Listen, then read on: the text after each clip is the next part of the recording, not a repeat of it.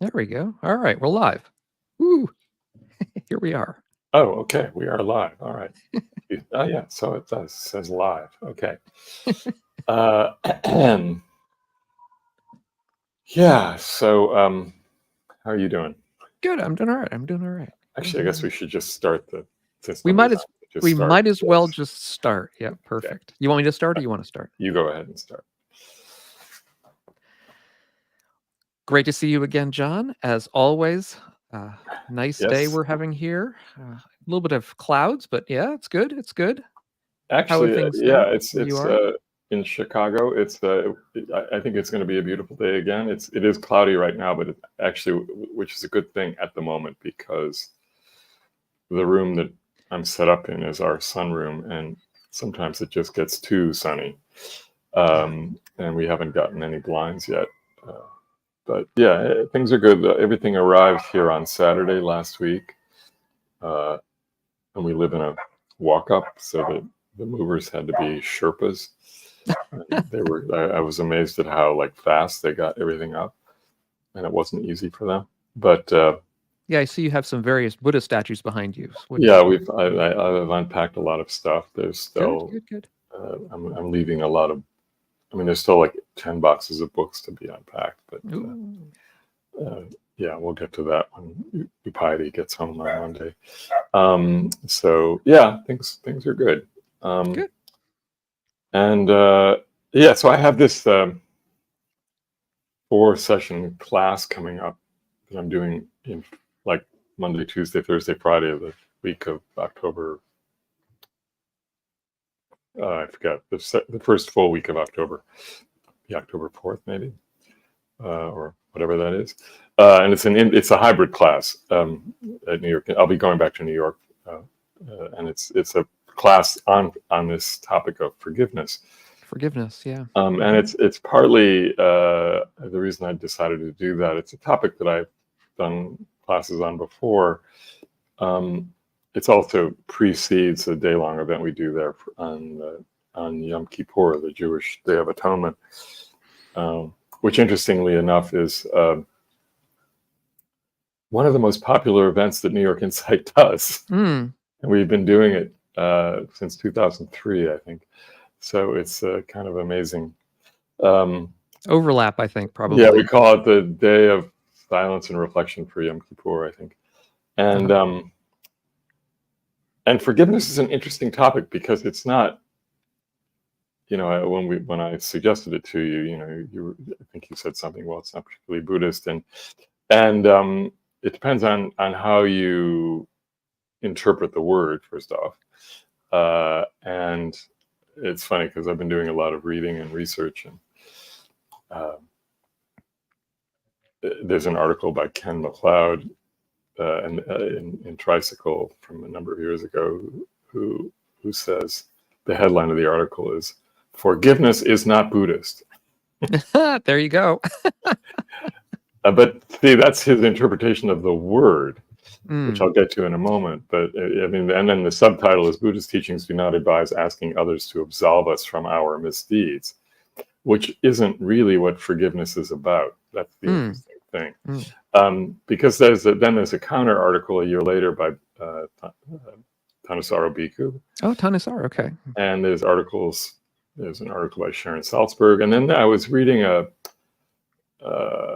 essay by a scholar named Manitoba, a woman named Donna Lynn Brown, who was researching because she was noticing that a lot of North American Buddhists, particularly in the Insight tradition,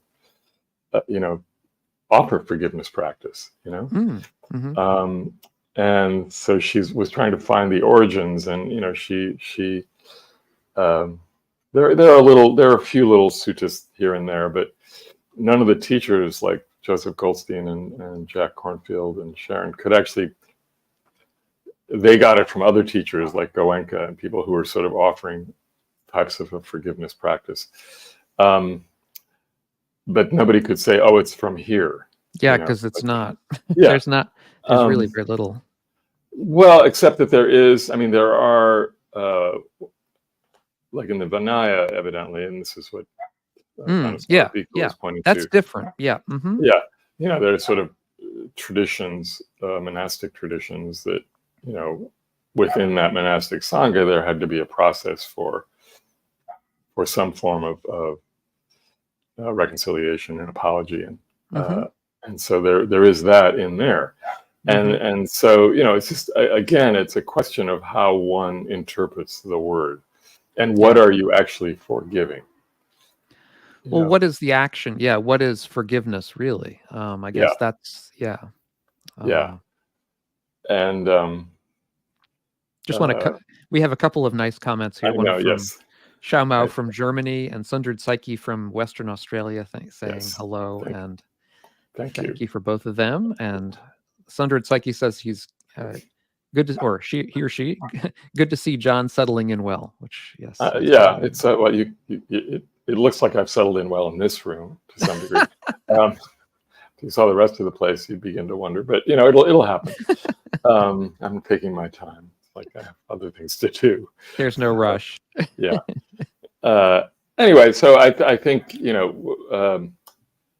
I've always, originally when I years ago when I first read about forgiveness practice, and one of the major teachers who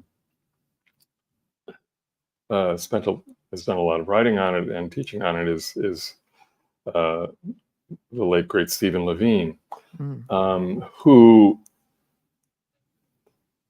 was not specifically a Buddhist practitioner. He was influenced by Ram Dass, and so a lot of Hindu practice sort of found its way in, and there are Hindu forgiveness practices, evidently, and so.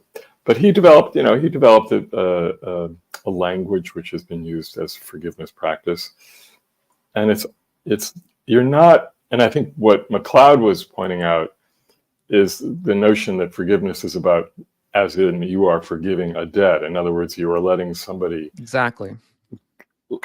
get away with whatever they did, or it's kind of like a contractual almost thing, that you have a sort of an implied contract with somebody else, and they violated the contract, and so you're letting them off of it. Which isn't actually how I.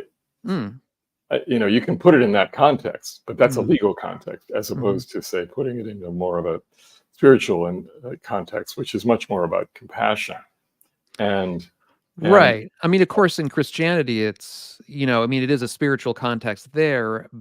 But it is. It's literally the heart of the religion is all about this one act of forgiveness, which is supposed to sort of absolve us of our sins. Yes, exactly. So I think that's probably where it comes. A lot of this sort of true, and then and yet the karmic consequences of whatever act you did or the other person did, that's you're not like taking away that, because you have no ability to take away, and you can't change one's karmic path or karmic seeds. How they respond to those seeds later is another matter. How when that karmic consequence arrives, or when the seed of that consequence arrives, karmic seed comes to some level of fruition, then it's how one acts on that. But you're not forgiving that. That stays there, and so that's all. What's happening is that, it's the process, as I've experienced it, and as I've always taught it, of course, is simply, in a sense, you are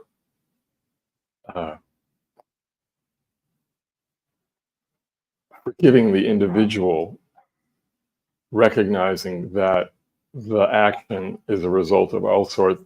Whatever the action was, is a result of all sorts of karmic conditions that this person may have had at the time anyway, had no control over, or didn't recognize what was going on at the time. So you're not absolving them of the wrong that they might have done, but you are letting go of the resentment. Right. We're giving up the resentment. Right. And so it's about you, not about them, really. Yeah, exactly. Yeah, I mean, and I think that is a way of reframing the whole idea of forgiveness, where it does indeed, yes, it makes a lot of sense in a Buddhist context. You're giving up resentment, like you said. Yeah. It's something you're doing for yourself.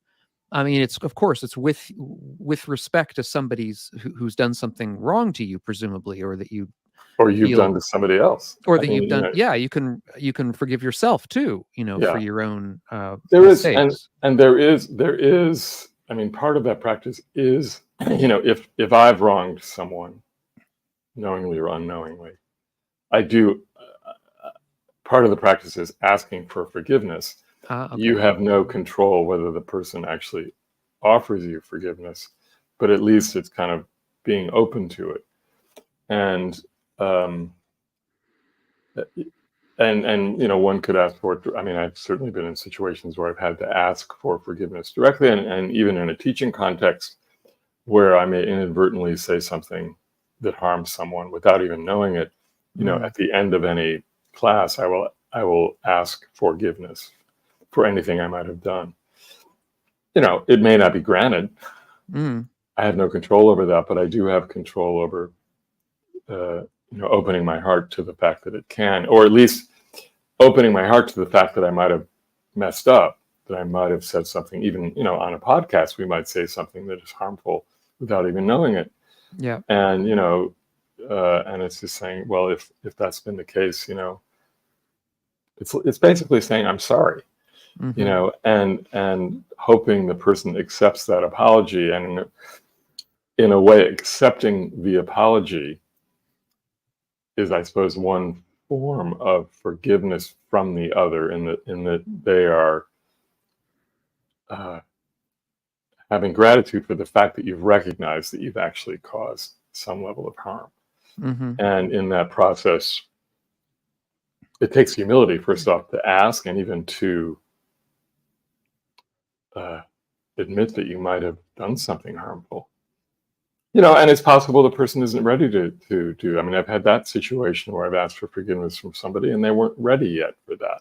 And I accept, you accept that, and you can't push it. It's just being open to it. At the one thing, though, for certain, is that as long as you are holding on to some level of resentment, you will never be free. Yeah. And so the only way you can let go of that resentment is through compassionate forgiveness. I mean, just and that's really important to remember. And the other side of that would be sincere regret, which is to say that, if you're on the side of having done something that wrongs somebody, there is, within Buddhism, very much this idea that sincere regret is a positive and a skillful state of mind. The awareness that you did something wrong and you're regretful, and you did. I mean, it's the best. It's in a certain sense the best way to be if you have done something unskillful and bad, and is to sincerely say, or in any way it has to feel it first. It's a feeling of it's this kind of remorse. Yeah, it's remorse. It's remorse. Exactly. Which of course leads us to a topic we have talked about, which is the guardians of the world, right? Otapi and Hire no Tapa, yeah. Yeah, and actually, one of the things that Ken MacLeod does refer to, and I had never heard this or read this, and I'm not sure. It doesn't actually say where it's come from, but it's the four forces. The first of which is regret. So there is this force of regret. We have to sort of be willing to admit, as you said, recognize that we've done something wrong and acknowledge it.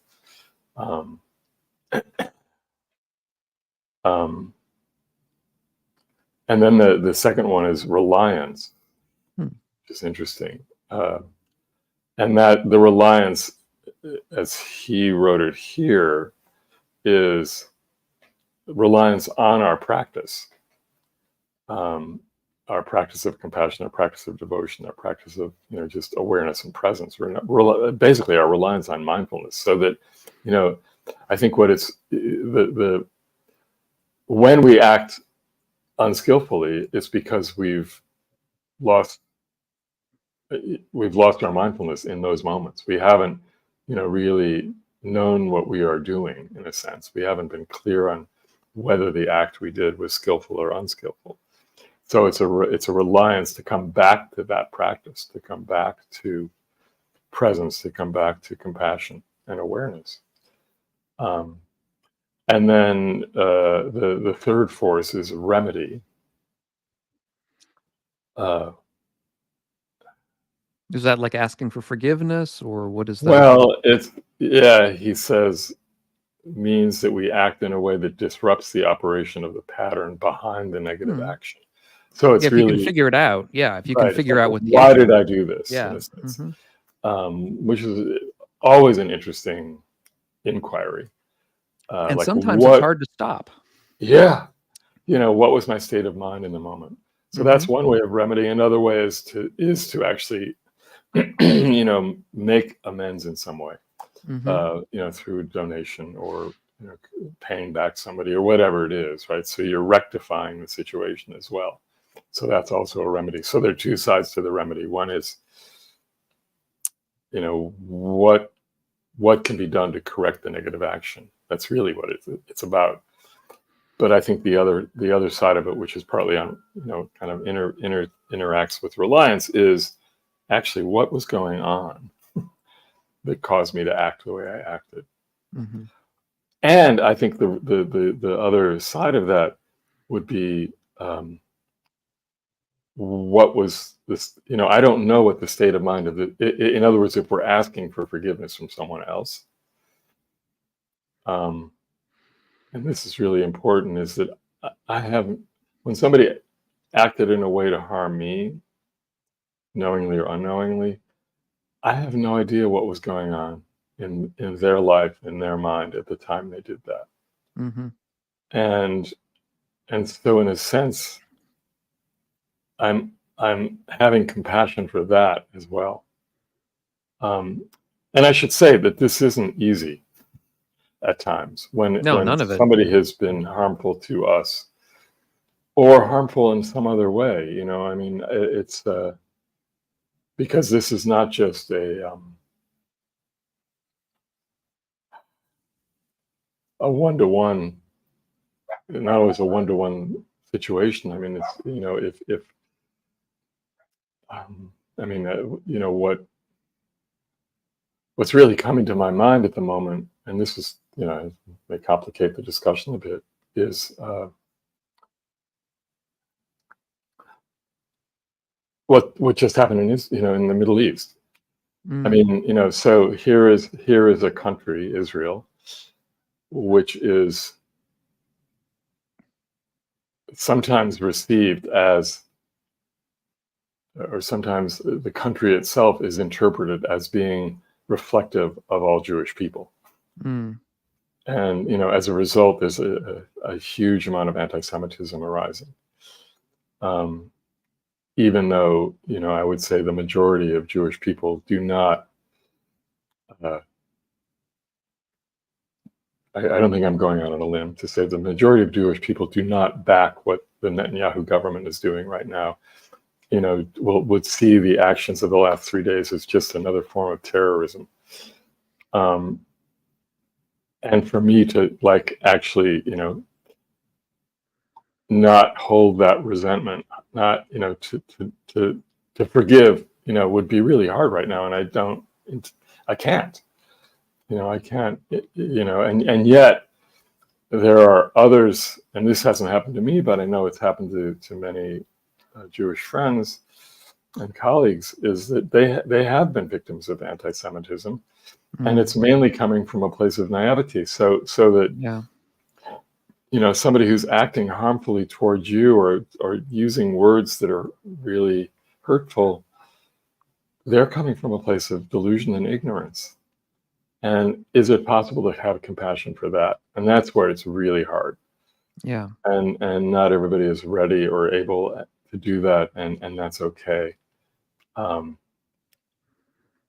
obviously, and then then it's a matter of forgiving myself for not being able to do that, right? Mm-hmm. And that's important too. So, yeah. So just going back to remedy. That's a big one. It's like, how do you make amends? And then there's resolution. So that's the four. It's in a sense it's 4 R's. Just realized that, right? Regret, reliance, remedy, and resilience. Or resolution, you say, or resolution? Sorry. Yeah. Mm-hmm. Which he interprets as to form an intention not to act that way again. Mm-hmm. Yeah. And obviously, so if it's you're asking, if you're offering forgiveness to somebody who's harmed you, maybe discuss how, that's where it can get really interesting. So you're kind of stopping as he says, stopping a karmic process. Well, that's the thing. Yeah. And when you're talking about something, I mean, a political syndrome like what's going on in the Middle East, then there has to be somebody who stands up and or a lot of people who stand up and try to stop it. Yeah, and there are. I mean, it's not. It's a complicated situation there, and I don't want to get into the big discussion about it. But I mean, we were. And maybe as a guest, we'll have Stephen Holder at some point, who's the head of the Insight organization in Israel. It's a very large organization, and they've been doing peace walks now every week almost. And yet he says,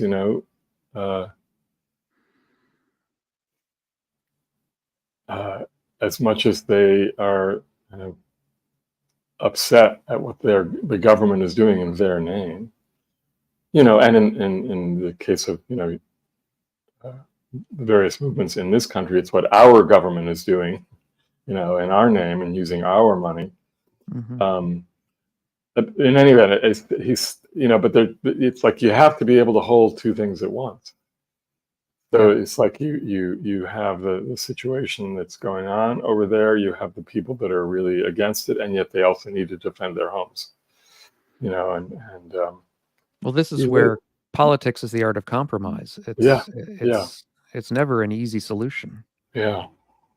If it were easy, we would, we would have solved it already. So practicing forgiveness is challenging. It's hard. Letting go of resentments is essential. And that's also hard, especially if you've been a victim of abuse in any way and have been holding it for a long time, And I can tell you, I mean, having been with people, when I was volunteering in hospice, you can tell when somebody is still holding on to something like that. And it's really making it hard for them to die. Mm-hmm. It's like resentment is very powerful. Yeah. And to die with resentments would be tragic. Yeah. When it's not impossible to let them go. Just hard in a lot of cases. Mm-hmm. But resentment is dukkha. It's suffering. Mm-hmm. And I think we may find it difficult to give up the resentment because we feel that to do so would be letting the other person off the hook. Yeah. But it isn't. Again, because it's not about the other person. It's not about, I mean, their karma. What they did is what they did. And your resentment is yours, so to speak. And, it's harming you. Yeah, it's harming you. And so at least from a Buddhist standpoint, I think which to me is wiser. I mean, the practice of forgiveness is a practice about you, about your mental state, about your health, about your dukkha, about your suffering. Yeah. and isn't letting anybody off the hook for what they did. They have to deal with the consequences of their actions, but Yeah. you don't. I mean, you can. I mean, well, psychologically, you might be able to get yourself out from under it through a practice of forgiveness and trying to let go of resentment. Although that's, as you say, it's not easy. No. And I don't, I don't think we want to make it out to be something that you can just sort of do reflexively, because sometimes it takes a lot of work, and sometimes it just can't do it. I mean, you just find yourself resenting no matter what you do. So yeah, I mean, it's also, I think,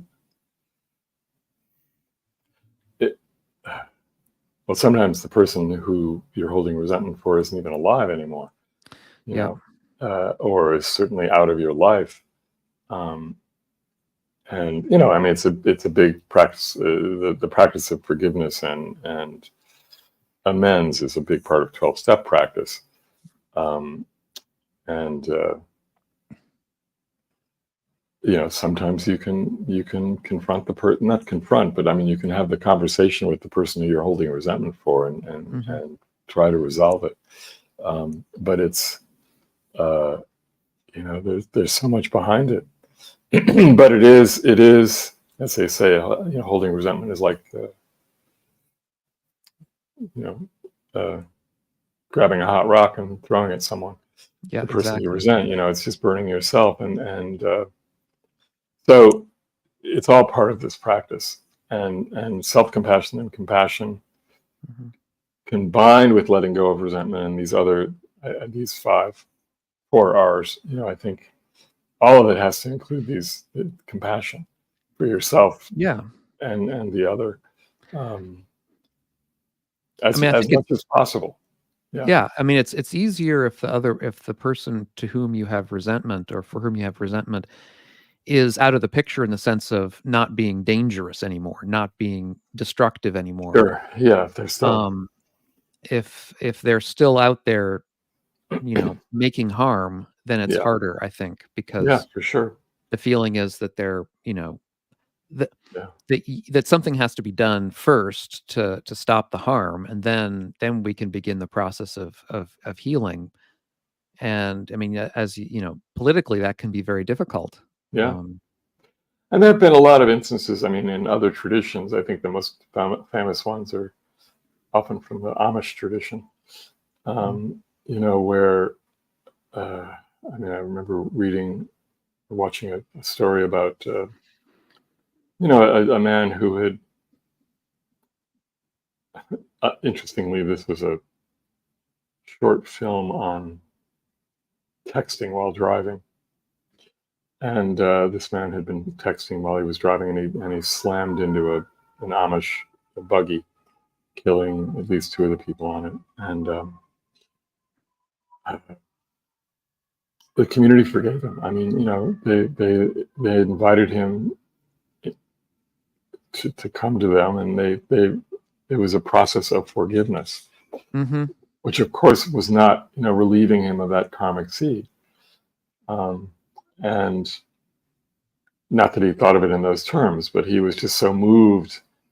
One is so moved by that act that it obviously changes one's behavior. Yeah. And there was a story Jack Kornfield has a lovely little book on forgiveness and compassion. And he relates a story in that book about a woman whose son was murdered. And she was at the trial of the guy who murdered the son, who was her son's age, actually. And when he was, he was found guilty, and when she was, I guess, leaving the courtroom, or maybe in her own, somewhere along the line, she said to this young man, "I'm going to kill you." And what she meant was, "I am going to kill the part of you that killed my son." And she went to visit him in jail a lot, and basically, changed him. And I can't remember. I mean, she basically treated him like the son that he had murdered. And something shifted, of course, for him in that process. So there is that, once one is willing to let go of the resentment toward the other, it actually leads to some of that